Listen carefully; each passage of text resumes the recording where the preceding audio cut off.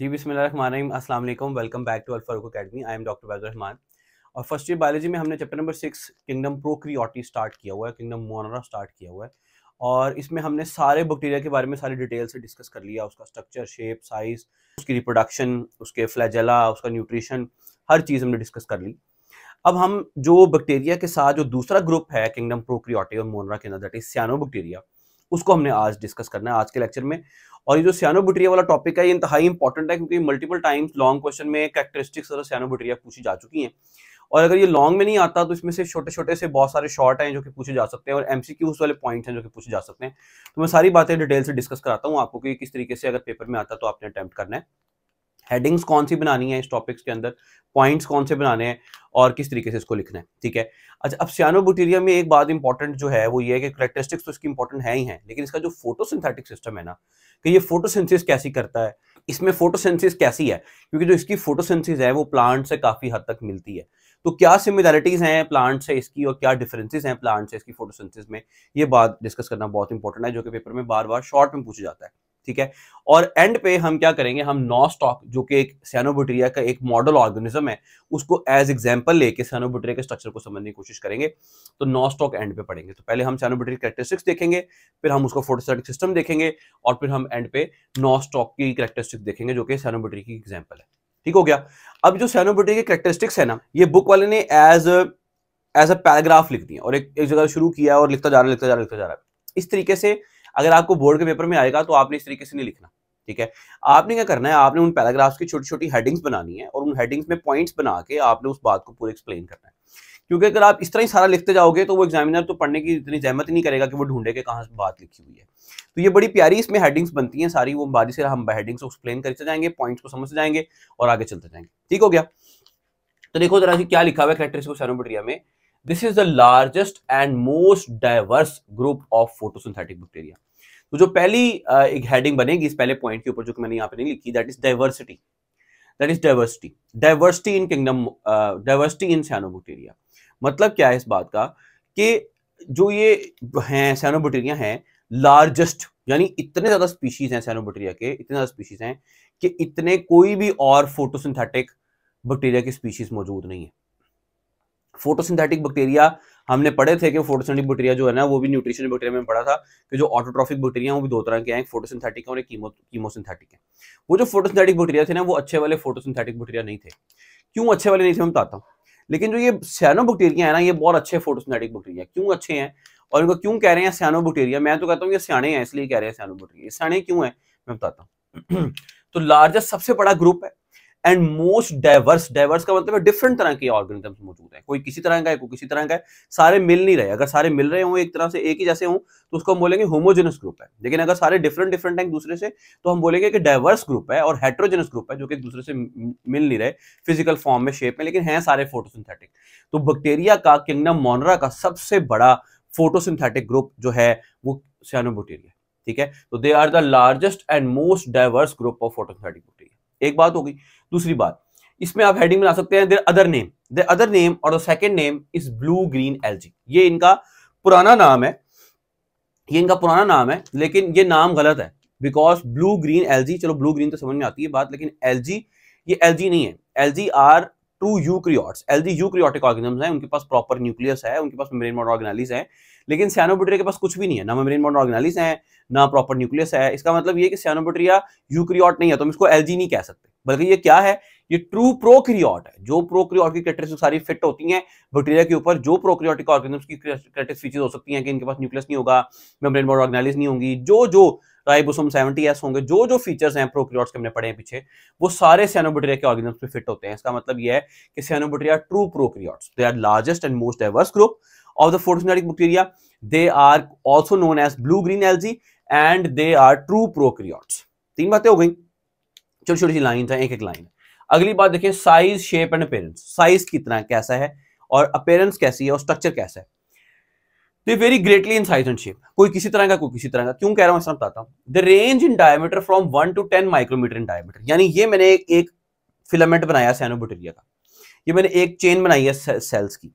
इसमें ये जो साइनोबैक्टीरिया के सेल्स हैं वो कॉलोनी बना के रह रहे हैं, मिल के रह रहे हैं। ये उन्होंने एक चेन में कॉलोनी बनाई हुई है। इसमें कितने सेल्स हैं जो मैंने ड्रॉ किए हैं इस वक्त? 1 2 3 4 5 6 7 8 सेल्स बनाए हैं। इसके अलावा ये जो 2 चीजें बनाई हैं ये भी सेल्स ही हैं, लेकिन ये जरा स्पेशल तरह के सेल्स हैं इसलिए मैंने इनको काउंट नहीं किया। बाकी 8 तरह के सेल्स हैं। 8 तो नहीं होंगे, ज्यादा होंगे, 12 16 20 कितने भी हो सकते हैं। तो ये सेल्स हैं। तो सेल्स की शेप कैसी है कि सेल्स आर स्फेरिकल, सेल्स गोल गोल है, ठीक है। बट ये जो सेल्स का जो डायमीटर है, ये जो एक इस तरह से लेके यहां तक जो डायमीटर है, ये डायमीटर 1 से लेके 10 माइक्रोमीटर तक हो सकता है। यानी छोटे छोटे भी हो सकते हैं 1 माइक्रोमीटर और 10 माइक्रोमीटर, जरा थोड़े से ये सेल्स बड़े बड़े भी हो सकते हैं। The range in diameter, not length, length की बात नहीं हो रही, लेंथ बड़ी लंबी लंबी भी हो सकती है, ठीक है। जितनी लंबी चेन होगी उतनी लंबी चली जाएंगी। लेकिन चूंकि सेल्स सर्कुलर है और कोई भी चीज सर्कुलर उसको हम डायमीटर लेते हैं, मैथ में पढ़ा होगा आपने। तो डायमीटर कितना है इसका? They very greatly in size and shape and diameter ranges from 1 to 10 micrometre. They are unicellular. सारे के सारे ऑर्गेनिजम्स जो कि किंगडम मोनरा के हैं सारे यूनिसेलुलर हैं, चाहे वो बैक्टीरिया हो, चाहे साइनोबैक्टीरिया हो, चाहे कोई भी बैक्टीरिया हो, स्ट्रेप्टोकोकस, स्टेफाइलोकोकस, कोई भी हो, जो भी बैक्टीरिया या जो भी cyanobacteria, they are all unicellular. Kingdom Monera के अंदर कोई भी ऑर्गेनिज्म मल्टीसेलुलर नहीं है, ये याद रखना है, ठीक है। सारे के सारे यूनिसेलुलर हैं। All the organisms are unicellular, लेकिन वो अलग अलग नहीं रहना पसंद करते साइनोबैक्टीरिया में, वो मिलके आपस में इकट्ठे रहते हैं। Colonies of many shapes, different तरह की शेप्स की कॉलोनीज बना के रहते हैं, ठीक है। डिफरेंट तरह की कॉलोनीज बना के रहते हैं। इतने 7 सेल्स मिल जाते हैं और इतने ज्यादा ढेर सारी कॉलोनीज बन जाती हैं कि वो बड़ा सारा स्ट्रक्चर हमें नजर आना शुरू होता है साइनोबैक्टीरिया। नहीं, पत्ते पत्ते से नजर आना शुरू होते हैं साइनोबैक्टीरिया, ग्रीन ग्रीन सा मैस नजर आना शुरू होता है जो कि जाहिरी आंख से विजिबल होता है इतना बड़ा। लेकिन अब वो इतना बड़ा सेल मैस नजर आ रहा है, इसका मतलब ये नहीं कि वो मल्टीसेलुलर हो गया है, उसमें सेल्स यूनिसेलुलर ही हैं, ऑर्गेनिज्म यूनिसेलुलर ही हैं, लेकिन वो मिल के रह रहे हैं कॉलोनी बना। ठीक होगी बात समझ में आ रही है?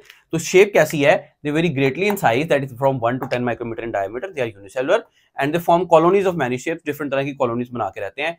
ये वाली समझ में आ गई। लार्जेस्ट डाइवर्स ग्रुप है, फोटोस्टैटिक बैक्टीरिया हैं, ब्लू ग्रीन एल्गी कहलाते हैं, ट्रू प्रोकैरियोट्स हैं, शेप में वेरी करते हैं, 1 to 10 माइक्रोमीटर डायमीटर, यूनिसेलुलर है, मैनी कॉलोनीज बना के रहते हैं। अच्छा, इनका सेल का अपीयरेंस कैसी? अपीयरेंस ऐसी है कि जो सेल्स है ना, इंडिविजुअल सेल्स, वो तो स्फेरिकल हैं, गोल हैं, सर्कुलर हैं, लेकिन ये सेल्स मिलके ना एक लंबी चेन बना लेते हैं। देखो ये एक सेल मिला दूसरे से, दूसरा तीसरे से, इन्होंने मिलकर एक लंबी चेन बना ली। This chain of cells is called trichome. ये जो सेल्स की चेन बन गई है, इस चेन ऑफ सेल्स को क्या बोलेंगे? ट्राइकोम।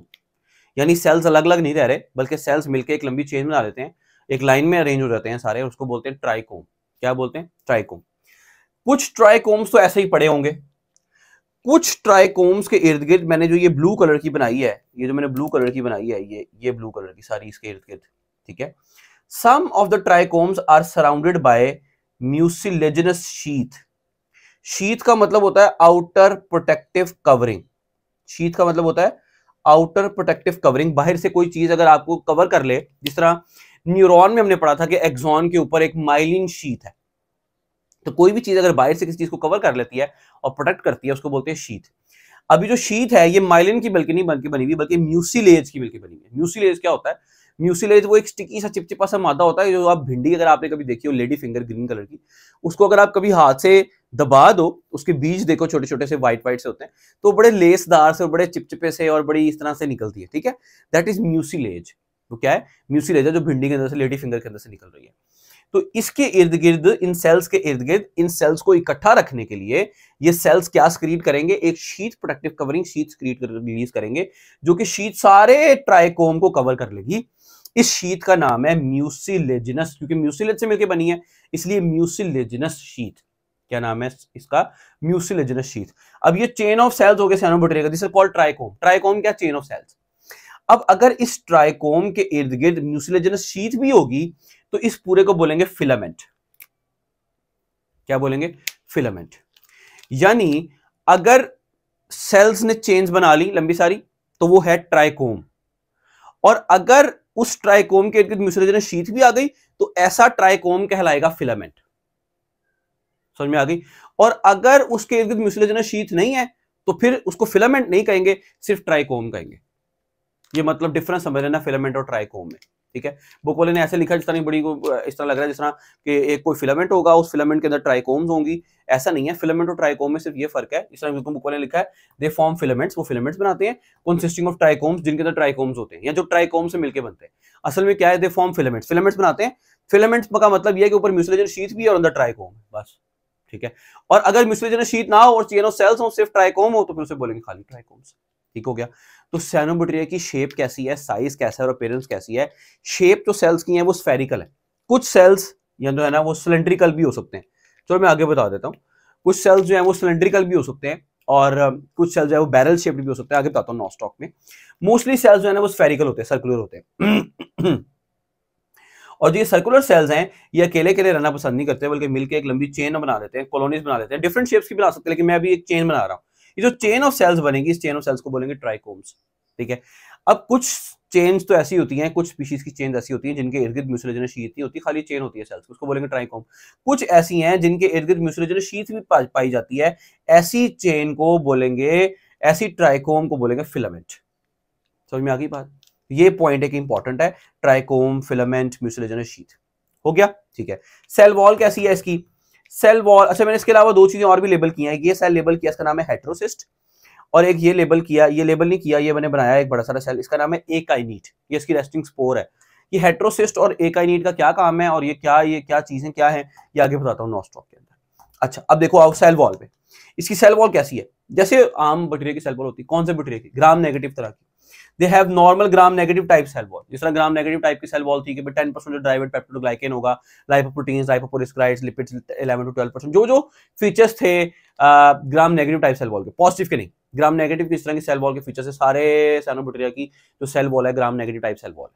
ठीक है, इसका मतलब ये कि ये ग्राम स्टेनिंग में स्टेन नहीं होंगे। अगर होंगे तो ये मतलब पर्पल स्टेन नहीं होंगे, बल्कि पिंक स्टेन होंगे, जिस तरह Gram negative type bacteria stain होते थे। ठीक हो गया, तो ये हो गया जी ये हो गया सेल वॉल, इसकी normal Gram negative type cell wall है। अच्छा स्टोरेज प्रोडक्ट क्या है? अंदर सेल्स में जब एक्स्ट्रा ग्लूकोज आ जाती है तो ऑर्गेनिजम्स क्या करते हैं, उसको स्टोर कर लेते हैं in the form of starch या in the form of glycogen, ताकि रिजर्व प्रोडक्ट्स करके संभाल के रख लें, कभी जरूरत पड़ेगी तो फिर इस्तेमाल कर लेंगे। जिस तरह इंसान क्या करता है, इंसान ये करता है कि जब हमें एक्स्ट्रा ग्लूकोज मिलती है, जैसे हमने सैरी की, अफ्तारी की, तो ग्लूकोज आ गया, तो बॉडी क्या करती है, उस एक्स्ट्रा ग्लूकोज को लिवर में और मसल्स में ग्लाइकोजन बना के रख लेती है, पॉलीसेकेराइड बना के रख लेती है, कि जब सारा दिन रोजा रखा होगा सुबह से लेकर रात तक, जब 12-13 घंटे, 15 घंटे, 17 घंटे कुछ नहीं खाएगा, तो मैं उस ग्लाइकोजन को तोड़ के ग्लूकोज बनाऊंगी और ग्लूकोज बना के एनर्जी हासिल करती रहूंगी बॉडी में। जो प्लांट्स है ना, और जो यूकैरियोट्स हैं और जो एल्गी वगैरह, इनकी जो स्टोरेज प्रोडक्ट्स है ना, रिजर्व प्रोडक्ट, वो है स्टार्च। यहां पर डिफरेंस क्या है कि साइनोबैक्टीरिया का जो स्टोरेज रिजर्व प्रोडक्ट है वो है ग्लाइकोजन, एनिमल्स की तरह का। ठीक है, वो कौन सा है? ग्लाइकोजन, याद रखना आपने। स्टोरेज प्रोडक्ट एनिमल का, ये इसका साइनोबैक्टीरिया का किस तरह का है? एनिमल्स की तरह का ग्लाइकोजन है। रिप्रोडक्शन कैसे करेगा? ये रिप्रोडक्शन कैसे करेगा? रिप्रोडक्शन दो तरीके से करेगा, एक फ्रेगमेंटेशन और एक बाइनरी फिशन। जो इंडिविजुअल सेल्स है ना, वो इंडिविजुअल सेल्स को इस तरह रिप्रोड्यूस करेंगे कि वो सिंपल बाइनरी फिशन करेंगे। बाइनरी फिशन हम पढ़ चुके हैं डिटेल में, उसकी फेजेस भी पढ़ चुके हैं कि एक सेल ने दो में डिवाइड करना है। पहले डीएनए रेप्लिकेट करेगा, वो ऑपोजिट पोल्स की तरफ जाएगा, मेम्ब्रेन अंदर श्रिंक करेगी और दो सेल्स बन जाएंगी। इसमें फॉर एग्जांपल अगर मैं ये सेल को बाइनरी फिशन करूं तो क्या होगा? ये एक सेल था, ये सेल दो में डिवाइड होगा, इसके साथ एक और सेल बन जाएगा। जिस तरह वो कोकाई डिवाइड किए थे हमने, ठीक है, मतलब डिवीजन इज वन प्लेन। जब डिवीजन एक प्लेन में थी तो एक से आगे चेन बनाई थी ना हमने डिप्लोकोकस बनाई, फिर हमने स्ट्रेप्टोकोकस चेन बनाई, तो ये एक और, इसके आगे भी म्यूसिलेजिनस शीथ आ जाएगी। अब ये डिवाइड करेगा, एक और बन जाएगा, एक और डिवाइड करेगा, और ये दो में डिवाइड करते रहेंगे। तो जो दो में डिवाइड कर रहे हैं और जो चेन आगे चलती जा रही है, this is binary fission, this is called binary fission. लेकिन अगर ये पूरी की पूरी चेन है, ये पूरी का पूरा ट्राइकोम है, ये किसी एक पॉइंट से टूट जाए और ये दो चेन्स बन जाए, बन गई ना, इस तरह फंजाई में किया था, एक हाइफी एक खास पॉइंट से टूट गया और दो डिफरेंट फ्रेगमेंट्स बन गए, सो क्या बोला था? फ्रेगमेंटेशन। इस तरह ये इसकी भी फ्रेगमेंटेशन, यानी एक पूरी की पूरी कॉलोनी की रिप्रोडक्शन है और एक इंडिविजुअल सेल की रिप्रोडक्शन है। जो इंडिविजुअल सेल है वो कैसे रिप्रोड्यूस कर रहा है? बाइनरी फिशन से। एक सेल है वो डिवाइड करता जा रहा है, दो में डिवाइड होता जा रहा है, बाइनरी फिशन करता जा रहा है। पूरी की पूरी चेन कैसे डिवाइड करेगी? किसी भी एक पॉइंट से टूट जाएगी और वो दो बन गई, और वो जो दो बन गई तो वो दो साइनोबैक्टीरिया आ गए, ठीक है, और दो से आगे टूटेंगे कैसे? बताता हूं, ठीक है। तो फ्रेगमेंटेशन, तो रिप्रोडक्शन कैसे होगी? मैंने यहाँ पे जगह नहीं थी मेरे पास, या खाली बाइनरी फिशन से होगी जो कि इंडिविजुअल सेल्स करेंगे, याद रखना है। और फ्रेगमेंटेशन पूरी का पूरा चेन अगर किसी एक पॉइंट से टूट जाता है, ब्रेक हो जाती है और वो दो डिफरेंट ट्राइकोम्स बन जाते हैं, तो उसको बोलेंगे फ्रेगमेंटेशन। ठीक है, तो जल्दी से इसको देख लें। लार्जेस्ट और मोस्ट डाइवर्स ग्रुप है फोटोथेनिक बैक्टीरिया का, ब्लू ग्रीन एल्गी कहलाता है। ट्रू प्रोकैरियोट्स हैं, शेप में वेरी करता है, 110 माइक्रोमीटर डायमीटर है। क्लोनीज है मेरी शेप्स की। फिलामेंट्स, ट्राइकोम्स, पूरा ट्राइकोम है, म्यूसिलेजिनस शीथ आ जाए तो फिलामेंट बन जाएगी। ट्राइकोम को क्या कहते हैं? Chain of cells. जो चेन ऑफ सेल्स है उनको बोलेंगे ट्राइकोम्स। ठीक हो गया। और जो ये ट्राइकोम है, they are surrounded by mucilaginous sheath, जो कि ये सेल्स ही रिलीज कर रहे होंगे बाहर। और म्यूसिलेजिनस शीथ का फायदा ये है कि ये स्टिकी होती है, तो ये इन सेल्स को इकट्ठा करके रखती है, बांध के रखती है, ताकि फिलामेंट्स के सेल्स टूट ना जाए, फिलामेंट में सेल्स टूट ना जाए, फिलामेंट ब्रेक ना कर जाए। लेकिन फिर भी फिलामेंट ब्रेक करता है और फ्रेगमेंटेशन होती है। किस पॉइंट पे ब्रेक करता है वो मैं बताता हूँ। सेल वॉल कैसी है? सेल वॉल नॉर्मल है, Gram negative type cell wall है। स्टोरेज में ग्लाइकोजन है रिजर्व प्रोडक्ट। और रिप्रोडक्शन कैसे करता है? बाइनरी डिवीजन इंडिविजुअल सेल से, और पूरे को पूरा फ्रेगमेंट अगर ब्रेक करता है तो फ्रेगमेंटेशन। ठीक हो गया। मोटिलिटी देखो कैसे, लोकोमोशन कैसे करता है। अभी जो गोल गोल से सेल्स हैं, इनके पास ना तो फ्लैजेला है ना तो इनके पास सीलियां हैं, तो ये कैसे मूव करेंगे? ये एक तो ये पूरे का पूरा चेन है, पूरे का पूरा जो है ना, ये इनके पास जो है ना वो है पूरे का पूरा ट्राइकोम है। तो ये कैसे मूव करेंगे? पानी में। अगर एक्वेटिक ऑर्गेनिजम्स होंगे, कुछ ऐसे हैं जो स्पीशीज टेरेस्ट्रियल है, जो टेरेस्ट्रियल होंगे वो इतना मूव नहीं करेंगे, वो मोस्टली ससाइली होंगे, एक जगह जहां होंगे वहीं होंगे। लेकिन जो पानी में दे कैन मूव। कैसे? By gliding motility. ग्लाइडिंग, वो पैराग्लाइडर्स होते हैं ना जो ऊपर से छलांग मार होते हैं पहाड़ की चोटी से और नीचे ऐसे ऐसे करके पैराग्लाइडिंग करके जा रहे होते हैं। तो ये इस तरह पूरे का पूरा इनके चेन है, स्ट्रैंड है, तो ये पानी में ऐसे ऐसे ऐसे ऐसे ऐसे ऐसे ऐसे करके ग्लाइडिंग करके थोड़ा बहुत लोकोमोशन करते हैं। ठीक है, इनके पास ना फ्लैजेला है ना सीलियां, तो किस तरह एक्टिविटी है? ग्लाइडिंग मोटिलिटी है। इतनी कोई खास मोटिलिटी नहीं है, लेकिन ग्लाइडिंग मोटिलिटी। दूसरा क्या है कि सेल्स के अंदर छोटे छोटे वेसिकल्स हैं, उन वेसिकल्स को बोलते हैं गैस वेसिकल्स। वो गैस वेसिकल्स एक्टिवली अपने अंदर गैस क्रिएट कर सकते हैं।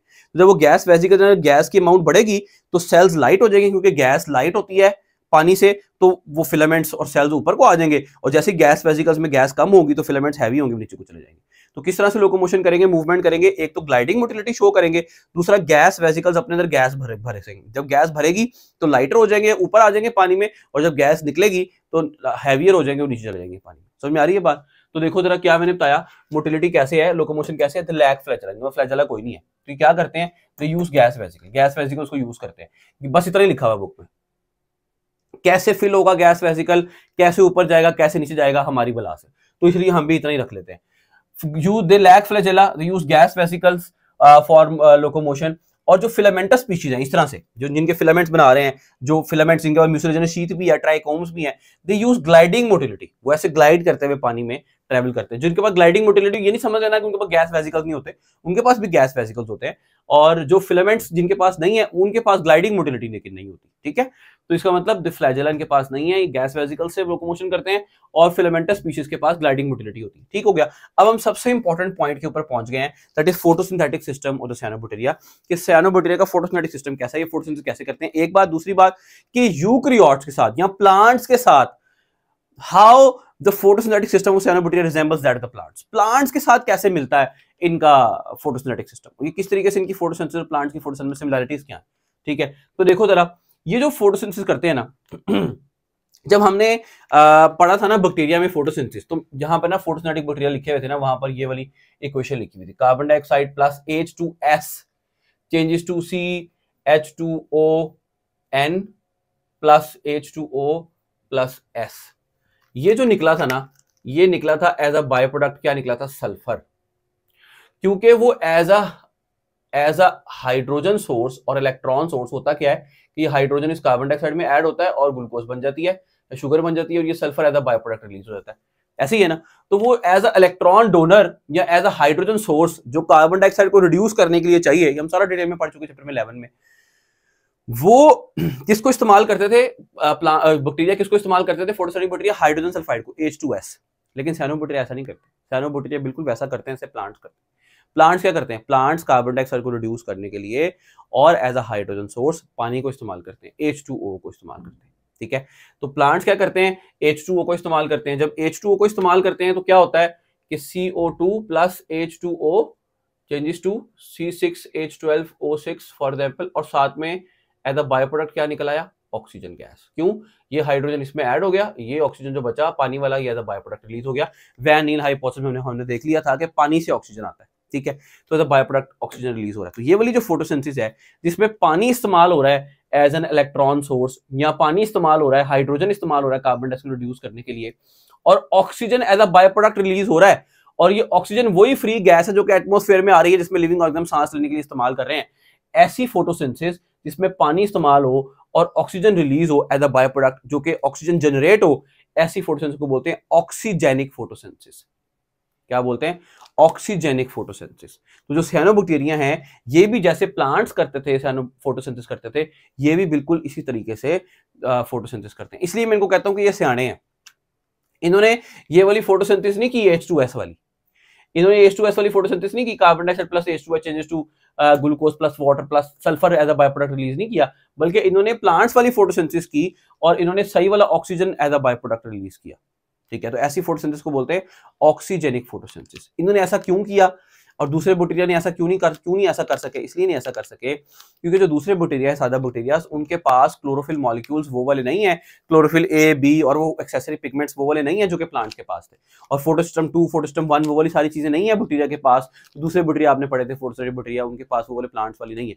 लेकिन जो ये सियानो बैक्टीरिया हैं, चुके हैं सियाने हैं, इनके पास फोटोसिस्टम 1 भी है, फोटोसिस्टम 2 भी है, क्लोरोफिल ए भी है, जो प्लांट्स के पास है।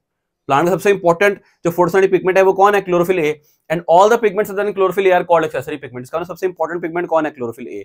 और क्लोरोफिल ए इनके पास है। फोटोसिस्टम 2 था, फोटोसिस्टम 1 था, फोटोसिस्टम 2 से इलेक्ट्रॉन निकले थे, फिर वो इलेक्ट्रॉन ट्रांसपोर्ट चेन से नीचे आए थे, याद करें, है ना, cytochrome complex P Q P C, cytochrome complex P C, और फिर नीचे गए और फिर उड़ के ऊपर गए, फिर एफ डी और एनएडीएच, ऐसे ही हुआ था ना। तो इनके पास भी इस तरीके से इलेक्ट्रॉन ट्रांसपोर्ट चेन है, इनके पास भी इस तरीके से थिलाकोइड मेम्ब्रेन्स के ऊपर ये सारा काम हो रहा है, लेकिन इनके पास क्लोरोप्लास्ट नहीं है क्योंकि ये जो है ना वो और प्रोकैरियोटिक ऑर्गेनिजम्स हैं, तो प्रोकैरियोटिक ऑर्गेनिजम्स के पास मेम्ब्रेन बाउंड ऑर्गेनेलिस नहीं होते, और जो क्लोरोप्लास्ट है वो तो डबल मेम्ब्रेन बाउंड ऑर्गेनेली है, तो वो तो हरगिज नहीं हो सकता, डबल मेम्ब्रेन बाउंड ऑर्गेनेली है वो नहीं हो सकता। लेकिन क्या होगा कि थिलाकोइड मेम्ब्रेन्स होंगी, जिस तरह सेल मेम्ब्रेन से अंदर आएंगे, बाहर तो वही सारा slime, capsule, cell wall, outer membrane, cell membrane, सारा कुछ वही जिस तरह हमने पढ़ा था पहले बैक्टीरिया के अंदर। जब हम अंदर आएंगे सेल मेम्ब्रेन से अंदर, तो अंदर एक नेटवर्क ऑफ मेम्ब्रेन्स नजर आएंगी। वो मेम्ब्रेन्स पूरी पैक नहीं है, एक ऑर्गेनेली नहीं बन रही, लेकिन अंदर सर्कुलर अरेंज्ड हैं सेल के अंदर मेम्ब्रेन्स, इनको बोलेंगे थिलाकोइड मेम्ब्रेन्स। उन थिलाकोइड मेम्ब्रेन्स के ऊपर फोटोसिस्टम 2 भी होगा, फोटोसिस्टम 1 भी होगा, क्लोरोफिल ए भी होगा, और कुछ एक्सेसरी पिगमेंट्स भी होंगे जिनको मैं एक्सप्लेन करता हूं अभी। ठीक है, तो वो पूरी प्रॉपर तरीके से फोटोसिंथेसिस करेंगे जिस तरह प्लांट्स फोटोसिंथेसिस करते थे। ठीक है, और डार्क रिएक्शंस भी करेंगे जिसको बोलते हैं कैल्विन साइकिल भी करेंगे अपने साइटोप्लाज्म के अंदर ही। प्लांट तो चूंकि स्ट्रोमा में करता था, अब इनके पास तो स्ट्रोमा है नहीं, तो ये किस में करेंगे? साइटोप्लाज्म में ही करेंगे। तो इस तरीके से ये क्या करेंगे? Oxygenic photosynthesis. एक बात, ऑक्सीजेनिक फोटोसिंथेसिस करेंगे, बैक्टीरिया से ये डिफरेंस है और प्लांट से ये सिमिलरिटी है। जो प्लांट से सिमिलरिटी है वो फोटोसिंथेटिक बैक्टीरिया से डिफरेंस भी है साथ साथ। तो अगर आपको कहता है कि write down the reasons why plants are similar to cyanobacteria, why cyanobacteria are similar to the plants in photosynthesis, तो अब ये भी आ सकता है कि why they are different from the other photosynthetic bacteria. Photosynthetic bacteria H2S को इस्तेमाल करते थे, ये पानी को इस्तेमाल करते हैं, प्लांट्स भी पानी को इस्तेमाल करते हैं। वो सल्फर को as a by product release करते थे, ये ऑक्सीजन को as a by product release करते हैं, प्लांट्स भी ऑक्सीजन को as a by product release करते थे। वो ऑक्सीजनिक फोटोसिंथेसिस नहीं करते थे, ये ऑक्सीजन को चूंकि रिलीज कर रहे हैं, ये भी ऑक्सीजनिक फोटोसिंथेसिस करते हैं, प्लांट्स भी ऑक्सीजनिक फोटोसिंथेसिस करते हैं। इनके पास फोटोसिस्टम 2 भी है, फोटोसिस्टम 1 भी है, क्लोरोफिल ए भी है, प्लांट्स के पास भी है, उनके पास नहीं था। ठीक है, तो ये बातें हैं, ये प्लांट्स, ये जो साइनोबैक्टीरिया कैल्विन साइकिल करते हैं, डार्क रिएक्शंस, बैक्टीरिया नहीं कर सकते। ठीक है, इसका ये डिफरेंसेस हैं जो कि हमने डिस्कस करने हैं।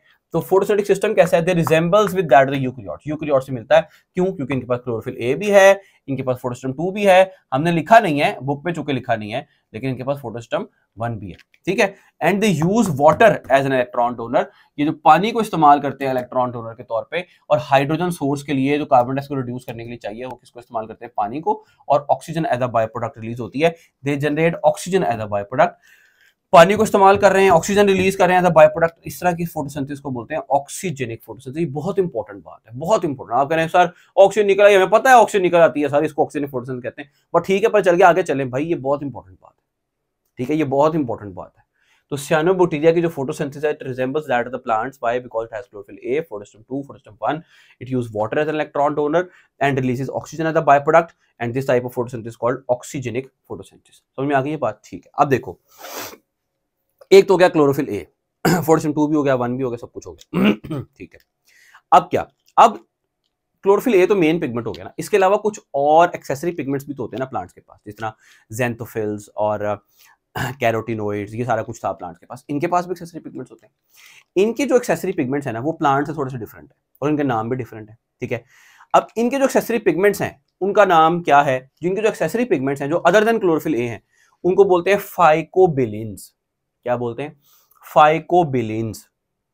समझ में आ गई ये बात? अब ये फाइकोबिलिन्स साइनोबैक्टीरिया के अंदर कैसे पड़े होंगे वो ये देखना है। फॉर एग्जांपल, ये अगर एक साइनोबैक्टीरिया था पूरा, तो साइनोबैक्टीरिया के अंदर इस तरीके से थिलाकोइड मेम्ब्रेन्स होंगी जो कि सेल्स के अंदर अरेंज होंगी। अब इस थिलाकोइड मेम्ब्रेन के ऊपर एक पूरे का पूरा स्ट्रक्चर बना होगा, मैं यहाँ पे आपको इसका इमेज भी शो करूंगा। एक स्ट्रक्चर बना होगा इस तरह से करके, उस स्ट्रक्चर के अंदर डिफरेंट चीजें होंगी। थिलाकोइड मेम्ब्रेन है, इस थिलाकोइड मेम्ब्रेन के ऊपर एक स्ट्रक्चर बना हुआ है, डिफरेंट जगह पे ज्यादा सारा ये स्ट्रक्चर बना होगा।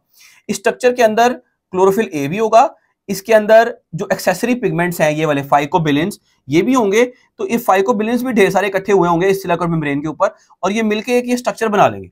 ये जो एक स्ट्रक्चर इन्होंने बनाया है थिलाकोइड मेम्ब्रेन के ऊपर, इस स्ट्रक्चर को बोलेंगे फाइकोबिलिसोम्स। क्या बोलेंगे? फाइकोबिलिसोम्स। यानी समझो कि जो सियानोबैक्टीरिया हैं उनके अंदर क्लोरोफिल ए भी है, फोटोसिस्टम 2 भी है, फोटोसिस्टम 1 भी है, और कुछ एक्सेसरी पिगमेंट्स भी है। जो एक्सेसरी पिगमेंट्स उनका नाम है फाइकोबिलिन्स। क्या नाम है? फाइकोबिलिन्स। अब ये chlorophyll A, chlorophyll B, photosystem 1, 2 ये सारे किसके ऊपर होते थे? थिलाकोइड मेम्ब्रेन के ऊपर होते थे ना। जब हमने केमियोस्मोसिस की थी तो हमने देखा था कि जी वो सारा कुछ थिलाकोइड मेम्ब्रेन के ऊपर अरेंज है, कि वो फोटोसिस्टम 1 से गई क्लोरोफिल उसके पी क्यू के पास, पीसी के पास, साइटोक्रोम कॉम्प्लेक्स के पास, फिर फोटोसिस्टम 1 के पास, ये सारे इलेक्ट्रॉन आगे ट्रांसफर हो रहे थे ना, तो इनमें भी इलेक्ट्रॉन आगे ट्रांसफर होने। इसका मतलब ये है कि जो ये सारी चीजें थिलाकोइड मेम्ब्रेन के ऊपर है। हाँ, थिलाकोइड मेम्ब्रेन के ऊपर है। तो ये फोटोसिस्टम 1, 2 और क्लोरोफिल मॉलिक्यूल्स और ये फाइकोबिलिन्स जिस स्ट्रक्चर के ऊपर लगे हुए हैं थिलाकोइड मेम्ब्रेन के ऊपर लगे हुए हैं, लेकिन थिलाकोइड मेम्ब्रेन के ऊपर लग के इन्होंने खास स्ट्रक्चर बना लिया, एक स्पेशल अरेंजमेंट बना लिया, इस तरह फूल की तरह की। ये जो स्ट्रक्चर बन गया है इसको बोलते हैं फाइकोबिलिसोम्स। क्या बोलते हैं? फाइकोबिलिसोम्स। यानी जो सियानोबैक्टीरिया हैं उनका जो एक्सेसरी पिगमेंट है फोटोसिंथेटिक पिगमेंट उसका नाम है फाइकोबिलिन्स, लेकिन वो फाइकोबिलिन्स थिलाकोइड मेम्ब्रेन के ऊपर खास स्ट्रक्चर पे लगा हुआ है, उस स्ट्रक्चर का नाम है फाइकोबिलिसोम। समझ में आ गई बात? ठीक है, अब पढ़ो यहां से जरा मैंने क्या लिखा कि they have accessory pigments that are called phycobilins. ठीक है, अभी जो फाइकोबिलिन्स हैं और जो फोटोसिंथेटिक पिगमेंट्स हैं यानी क्लोरोफिल ए भी और ये फाइकोबिलिन्स भी, they are associated with electron transport chain components. Electron transport chain होनी है ना, थिलाकोइड मेम्ब्रेन के ऊपर ही होनी है इलेक्ट्रॉन ट्रांसपोर्ट चेन। उसके जितने सारे कंपोनेंट्स हैं वो किसके ऊपर लोकेटेड है? Are located on thylakoid membranes. Thylakoid membranes के ऊपर लोकेटेड है। किसके साथ लिंक हुए हैं? Thylakoid membranes linked with phycobilisomes. Phycobilisomes के ऊपर मिले, यानी मतलब ये है कि थिलाकोइड मेम्ब्रेन के ऊपर सारा कुछ पड़ा हुआ, सारे फोटोसिंथेटिक पिगमेंट्स और इलेक्ट्रॉन ट्रांसपोर्ट चेन के कैरियर्स और फाइकोबिलिन्स और क्लोरोफिल ए और फोटोसिस्टम सब कुछ थिलाकोइड मेम्ब्रेन के ऊपर पड़ा हुआ है, लेकिन वो थिलाकोइड मेम्ब्रेन के ऊपर एक स्ट्रक्चर में पड़ा हुआ है। वो जो स्ट्रक्चर बना हुआ है उस स्ट्रक्चर को बोलेंगे फाइकोबिलिसोम्स। क्या बोलेंगे? फाइकोबिलिसोम्स। फाइकोबिलिन्स इसके एक्सेसरी पिगमेंट्स हैं। इस फाइकोबिलिन की एक एग्जांपल है फाइकोसायानिन। एक्सेसरी पिगमेंट की एक एग्जांपल है। यानी जो ये फाइकोबिलिन है ये एक एक्सेसरी पिगमेंट नहीं है, जिस तरह हम नाम लेते हैं ना ज़ेंथोफिल, कैरोटिनॉइड्स, ये एक एक्सेसरी पिगमेंट नहीं है, ये एक्सेसरी पिगमेंट का एक ग्रुप है। यानी फाइकोबिलिन्स जितने भी सियानोबैक्टीरिया के एक्सेसरी पिगमेंट्स हैं उन सबको मिला के हम कह देंगे फाइकोबिलिन, जो कि बहुत सारे होंगे। उनमें से जो सबसे इंपॉर्टेंट, सबसे प्रीडोमिनेंट और सारे सियानोबैक्टीरिया में जो पाया जाता है एक्सेसरी पिगमेंट वो है फाइकोसायानिन। क्या नाम है? फाइकोसायानिन। अभी जो फाइकोसायानिन है, सायानिन वर्ड निकला है सयान से। सयान कलर होता है blue colour, light blue colour. ठीक है, अब वो चूंकि लाइट ब्लू कलर सयान का है और क्लोरोफिल ए का कौन सा कलर होता है? Green colour. तो ग्रीन कलर क्लोरोफिल ए का और सयान कलर ब्लू कलर इसका फाइकोसायानिन का, तो ब्लू ग्रीन, इसलिए इसको कह रहे थे पुराने वक्तों में, इसको कह रहे थे ब्लू ग्रीन एलजी, क्योंकि इनके पास फाइकोसायानिन था वो ब्लू कलर का था और क्लोरोफिल ए था वो ग्रीन कलर का था, तो इसलिए पुराने वक्तों में इसका नाम क्या पड़ गया था? Blue green algae. तो अगर आपको कभी कोई पूछ ले कि जी why they are called blue green algae, तो आपने कह देना कि इनका गलत नाम है, एलजी नहीं है, यूकैरियोट्स नहीं है, लेकिन ये इसलिए कहते हैं इनको ब्लू ग्रीन एलजी क्योंकि phycocyanin is the predominant pigment in them and phycocyanin is of blue colour and chlorophyll A is of green colour, so that's why they were known as blue green algae. समझ में आ गई? Photosynthetic system समझ में आ गया। Accessory pigments का नाम है फाइकोबिलिन्स। ये एक्सेसरी पिगमेंट्स सारे photosynthetic pigments electron transport chain के कंपोनेंट्स थिलाकोइड मेम्ब्रेन के ऊपर मौजूद हैं। किसके साथ जुड़े हुए हैं? Linked with phycobilisomes. और इस फाइकोबिलिन की एक एग्जांपल है phycocyanin, is the predominant pigment. ये सबसे ज्यादा पाया जाता है इनके अंदर। ठीक हो गया। Carbon dioxide is assimilated in them by Calvin cycle. ये भी कार्बन डाइऑक्साइड को वैसे ही एसिमिलेट करेंगे। ये तो लाइट रिएक्शंस हो गए ना, ये सारे तो लाइट रिएक्शंस हो गए ना, जो थिलाकोइड मेम्ब्रेन के ऊपर हो रहे हैं, लाइट पड़ी, इलेक्ट्रॉन निकला, ये सारे लाइट रिएक्शंस हैं।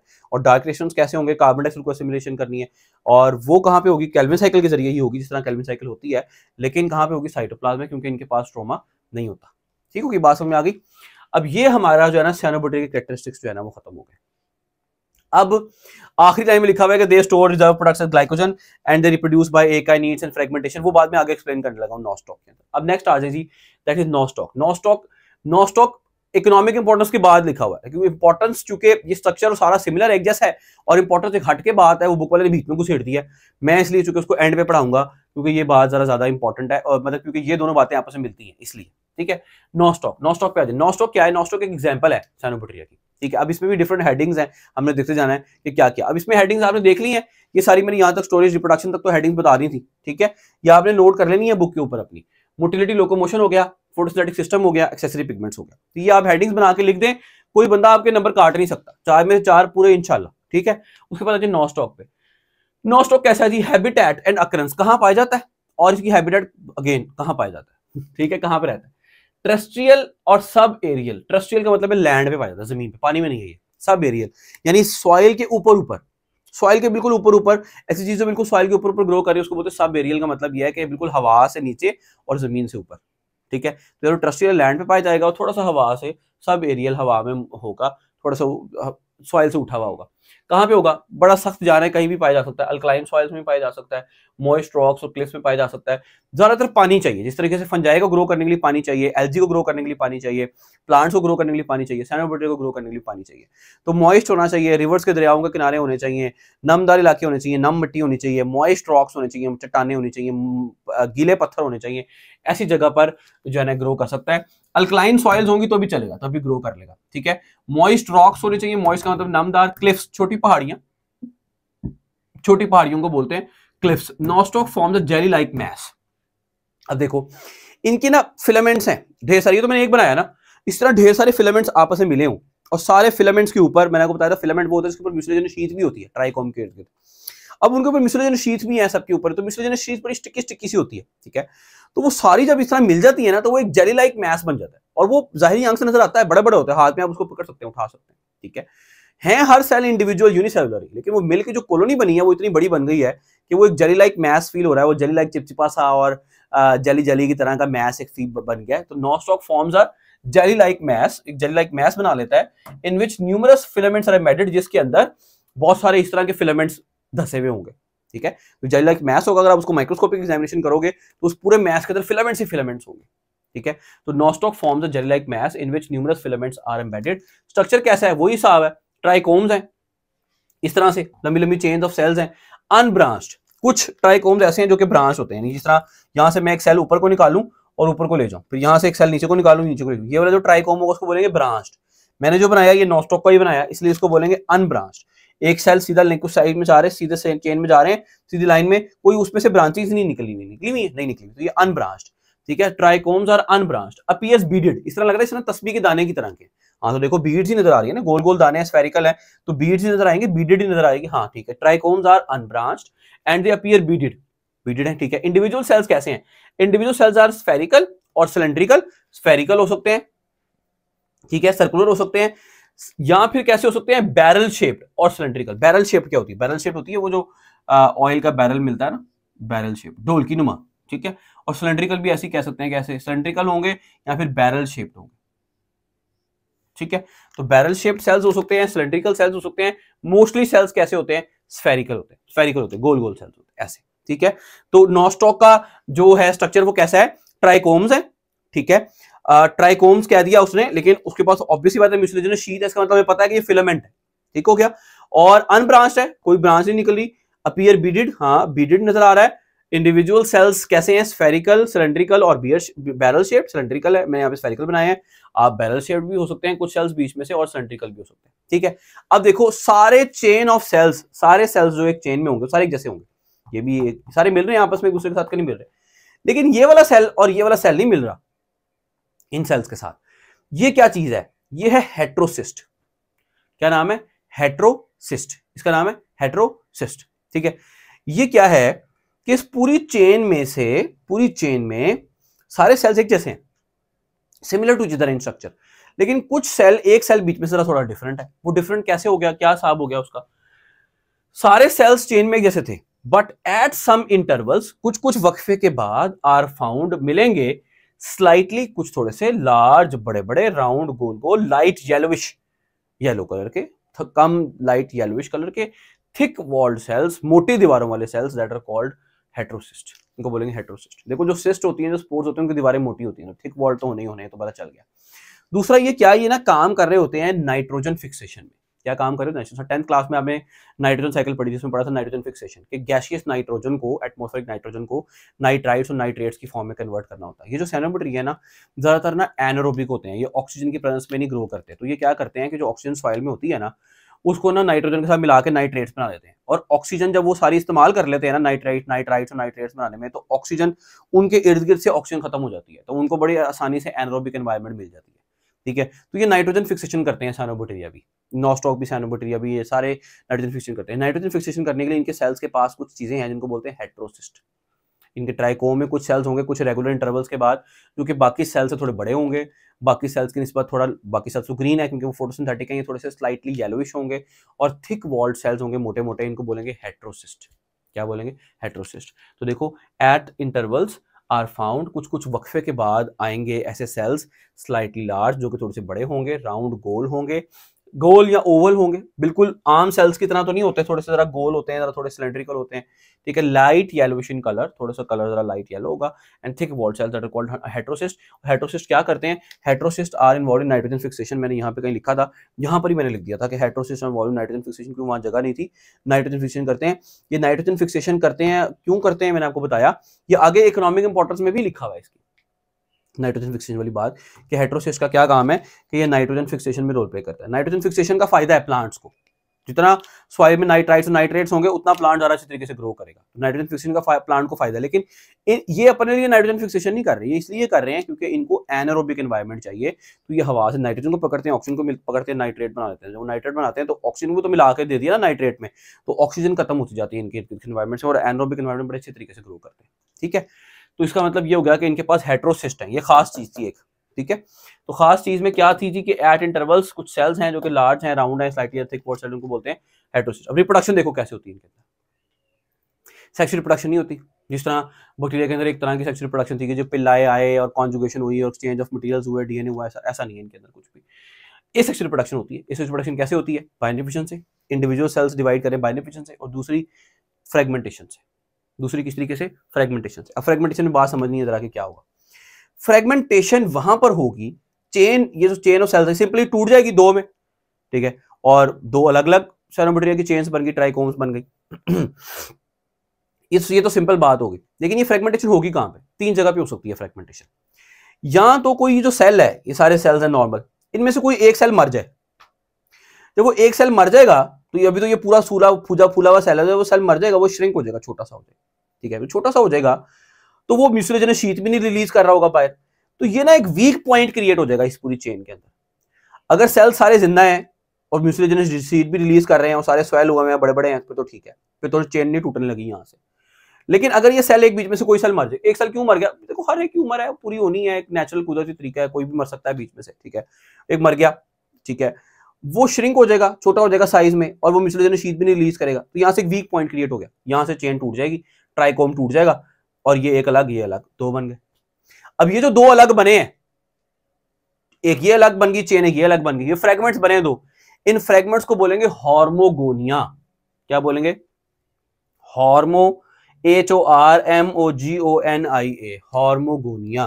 ठीक है, रिप्रोडक्शन देखो, साइनोबैक्टीरिया कैसे रिप्रोड्यूस करते हैं? एक सिंपल चेन ऑफ सेल है, कहीं से भी टूट जाएगी, बीच में से टूट गई। अब ये जो दो फ्रेगमेंट्स बने, इन दो फ्रेगमेंट्स को बोलेंगे हॉर्मोगोनिया। तो वो पहले कहता है they reproduce by hormogonia, they reproduce by fragmentation by hormogonia. कैसा? सही है। वो जो फ्रेगमेंट्स बने हैं दो, उनको क्या बोलेंगे? हॉर्मोगोनिया। और जो ये प्रोसेस है जिसमें टूटा है, इस प्रोसेस को क्या बोलेंगे? फ्रेगमेंटेशन। ठीक है, कहां से टूटेगा? यहां तो एक सेल मर जाए, वहां से वीक पॉइंट है। यहां पर हेटेरोसिस्ट जो है ना, वो उसकी शेप बाकी सेल से मुख्तलिफ है, तो हेटेरोसिस्ट से भी टूट सकता है, या यहां से या यहां से, हेटेरोसिस्ट से भी दोनों से टूट सकता है, ये भी वीक पॉइंट है। ठीक है, तो यही बात मैंने यहां पे लिखी है कि रिप्रोडक्शन सेक्सुअल नहीं होती है, सेक्सुअल होती है। और ये रिप्रोडक्शन कैसे होती है? हार्मो फ्रेगमेंटेशन से। हार्मोगोनिया आर फॉर्म्ड, हार्मोगोनिया बनते हैं when filaments breaks at different points into smaller pieces. जब एक फिलामेंट किसी भी पॉइंट पे, दो तीन पॉइंट्स पे टूट जाएगा और स्मॉलर पीसेस में डिवाइड हो जाएगा, तो क्या बनेंगे? जो ये स्मॉलर पीसेस बनेंगे, इनको क्या बोलेंगे? हार्मोगोनिया। हार्मोगोनिया क्या है? अगर आपको अलग से आता है तो आपने कहना है सेक्सुअल प्रोडक्शन होती है इसमें by fragmentation, and hormogonia are formed. Hormogonia बनेंगे कब? व्हेन फिलामेंट ब्रेक्स, जब फिलामेंट टूटेगा एट डिफरेंट पॉइंट्स, मुख्तलिफ पॉइंट्स पर, इनटू स्मॉलर पीसेस, छोटे छोटे पीसेस में। तो जब छोटे छोटे पीसेस में, फ्रेगमेंट्स में टूट जाएगा ये पूरा का पूरा फिलामेंट, तो ये एक पीस, दूसरा पीस, तीसरा पीस जो बना है, ये हार्मोगोनिया है। ये पीसेस क्या है? हार्मोगोनिया। समझ में आ रही है बात? ठीक हो गया। तो ये जो है ना, मैंने इसकी उसके बारे में लिखा, फ्रेगमेंटेशन के बारे में। अभी जो हुई है, ये जो फ्रेगमेंटेशन हुई है, ये रिप्रोडक्शन हुई है, ये जो ब्रेकिंग हुई है, ये तीन जगह पे हो सकती है। एक कि कोई सेल मर जाए वो वहां पे वीक पॉइंट आ जाएगा। दूसरा, या तो हेटेरोसिस्ट से टूट जाए। तीसरा, ये जो स्पोर है यहां से भी टूट सकता है, ये भी वीक पॉइंट है, ठीक है। और तीसरा, ये जो स्पोर है ये खुद भी रिप्रोड्यूस करवा सकता है। वो कैसे? बैक्टीरिया में ये था कि बैक्टीरिया क्या करते थे कि जब अनफेवरेबल कंडीशन आती थी ना, तो बैक्टीरिया जो है ना वो कर लेते थे, बैक्टीरिया ना स्पोर बना लेते थे। एंडोस्पोर भी बना सकते थे, एक्सोस्पोर भी बना सकते थे, सिस्ट भी बना सकते थे। ये क्या करते हैं साइनोबैक्टीरिया, ये अपनी पूरी ट्राइकोम में सेल्स के अंदर एक स्पोर पहले से बना के रखते हैं कि अगर कभी अनफेवरेबल कंडीशंस आई तो हम इसमें जो है ना वो इसको जर्मिनेट करके तो नया उसमें कन्वर्ट हो जाएंगे, ठीक है। ये स्पोर पहले से बना होगा इसके सेल्स, इनकी बॉडी के अंदर। जब कंडीशंस खराब आएंगी तो सारे सेल्स मर जाएंगे, लेकिन ये नहीं मरेगा। और जब कंडीशन सही आएंगी तो ये जर्मिनेट करेगा और पूरे का पूरा सेल्स दोबारा से बना के चेन बना देगा पूरी की पूरी, और पूरा साइनोबैक्टीरिया दोबारा से आ जाएगा, पूरा ट्राइकोम दोबारा से आ जाएगा। ये जो स्पोर है, ये जो रेस्टिंग स्पोर है, इसका नाम है एकाइनीट। क्या नाम है? एकाइनीट, AKINETE, एकाइनीट, ठीक है। ये एकाइनीट्स क्या है? ये रेस्टिंग स्पोर्स हैं। अब देखो स्पोर्स हैं थिक वॉल्ड होंगे। अब अगर थिक वॉल्ड हैं और इन्होंने जर्मिनेट करके पूरा का पूरा साइनोबैक्टीरिया बनाने, इसका मतलब इनके फूड भी स्टोर होनी चाहिए, फूड भी इनके स्टोर होगी, ठीक है। फूड स्टोर होगी, रेस्टिंग स्पोर्स होंगे, अनफेवरेबल कंडीशंस को सब बर्दाश्त कर लेंगे, और जब कंडीशन फेवरेबल होगी तो जर्मिनेट करके पूरा साइनोबैक्टीरिया बना देंगे। कैसा? तो ये भी एक रिप्रोडक्शन की टाइप ही हुई ना, ठीक है। अब देखो जरा एकाइनीट्स क्या है। Are thick walled and large, बड़े बड़े हैं, थिक वॉल्ड हैं, vegetative cells. Normal vegetative cells ही थे, आम सेल्स ही थे। वेजिटेटिव का मतलब होता है नॉर्मल वेजिटेटिव सेल्स ही थे, रिप्रोडक्टिव सेल्स नहीं थे, नॉर्मल वेजिटेटिव सेल्स ही थे। किसी भी एक सेल को पकड़ा, उसके अंदर फूड स्टोर की, वो बड़ा हो गया, उसके जो लेयर्स चढ़ाई, उसकी दीवारें थिक वॉल्ड कर दी, उसके बाद उसको डोरमेंट कर दिया कि तुम सो जा, अब तो कोई काम ना कर, वो इनएक्टिव हो गया, रेस्टिंग स्पोर बन गया। अब जब कभी कंडीशन अनफेवरेबल होंगी, सारे मर जाएंगे, ये नहीं मरेगा। जब ये नहीं मरेगा और जब कंडीशन फेवरेबल होंगी, जर्मिनेट करेगा, पूरे का पूरा साइनोबैक्टीरिया दोबारा बना देगा। ये क्या है? एकाइनीट और रेस्टिंग स्पोर। समझ में आ गई बात? Akinetes are thick walled and large vegetative cells which accumulate food, जो कि खाने को अपने जमा करेंगे, एंड बिकेम रेस्टिंग स्पोर्स, और सो जाएंगे। और जैसे ही कंडीशन फेवरेबल वापस आएंगी तो जर्मिनेट करेंगे और पूरा का पूरा साइनोबैक्टीरिया दोबारा से बना देंगे। सही है। तो नौ स्टॉक में देख लो जरा इसकी शेप, इसकी हैबिटेट, ये तो आसान बातें हो गई, ठीक है। स्ट्रक्चर में ट्राइकोम है, अनब्रांच्ड है, बीडेड अपीयरेंस है, इंडिविजुअल सेल्स जो है वो सिलेंड्रिकल, स्फेरिकल, बैरल शेप, किसी भी तरह से। हेटेरोसिस्ट की मैंने बात बताई, ये अलग से शॉर्ट क्वेश्चन में आपको आना ही आना है, व्हाट आर हेटेरोसिस्ट। ये आना ही आना है कि व्हाट आर एकाइनीट्स, ठीक है। Briefly describe the asexual production in Nostoc या इन साइनोबैक्टीरिया, कि भाई वो फ्रेगमेंटेशन करते हैं, hormogonia are formed when the filament breaks. ये आने आने, ये पक्के शॉर्ट हैं जो कि पूछे जाते ही जाते हैं। यहाँ फिर नॉस्टॉक पूरे का पूरा लॉन्ग भी आ जाता है, ठीक है। तो नॉस्टॉक पूरा लॉन्ग में आता है, ये शॉर्ट पक्के आते ही आते हैं। एमसीक्यू में पूछ लेता है कि उसकी डायमीटर कितना है, उसकी लेंथ कितनी है, उसकी वो मैस कितना है, ये अनब्रांच होता है कि ब्रांच होता है, ये जेली लाइक मैस बनाता है, कौन सी सॉइल में रहता है, ठीक है। हेटेरोसिस्ट का क्या फंक्शन होता है, नाइट्रोजन फिक्सेशन करता है, ठीक है। ये जो इनएक्टिव इसके स्पोर्स हैं, उन स्पोर्स का नाम क्या, एग्जांपल में लिखा होगा हेटेरोसिस्ट, बीट्स, ट्राइकोम्स, कुछ भी लिखा होगा नाम, हार्मोगोनिया। तो जो स्पोर्स हैं इनएक्टिव वो एकाइनीट्स हैं। फ्रेगमेंट्स का क्या नाम है? फ्रेगमेंट्स का नाम है हार्मोगोनिया, फिर वो एग्जांपल ऑप्शंस में लिखा हुआ होगा, ठीक है। रिप्रोडक्शन कौन सी करता है, सेक्सुअल करता है कि असिस्टेड करता है? सेल वॉल कौन सी वाली है, ग्राम नेगेटिव है कि पॉजिटिव है? ग्राम नेगेटिव है। स्टोरेज प्रोडक्ट कौन सा है, स्टार्च है कि ग्लाइकोजन है? ग्लाइकोजन है। फोटोसिंथेसिस कौन सी करता है, प्लांट वाली करता है कि बैक्टीरिया वाली करता है? ऑक्सीजनिक करता है कि दूसरी करता है? ये फाइकोबिलिसोम्स क्या है, फाइकोबिलिन्स क्या है? ये 100 बातें जो पूछी जा सकती हैं इसके अंदर से, ठीक है। ये पक्का पक्का अच्छे तरीके से याद करना है। इसमें से कोई बात अगर नहीं समझ में आई तो लेक्चर को दोबारा से सुन लें। कोई बात आप पूछना चाहते हैं नीचे कमेंट्स में पूछ लें। उम्मीद है कि आप लोगों को समझ में आ गई होगी। अपना ढेर सारा ख्याल रखें, दुआओं में याद रखें। रमजान का महीना चल रहा है, अपने सर को भी दुआओं में याद रखें, दूसरे जो स्टूडेंट्स हैं उनको भी दुआओं में याद रखें। अल्लाह ताला आपको दुनिया और आखिरत में कामयाब करे। अल्लाह हाफिज़।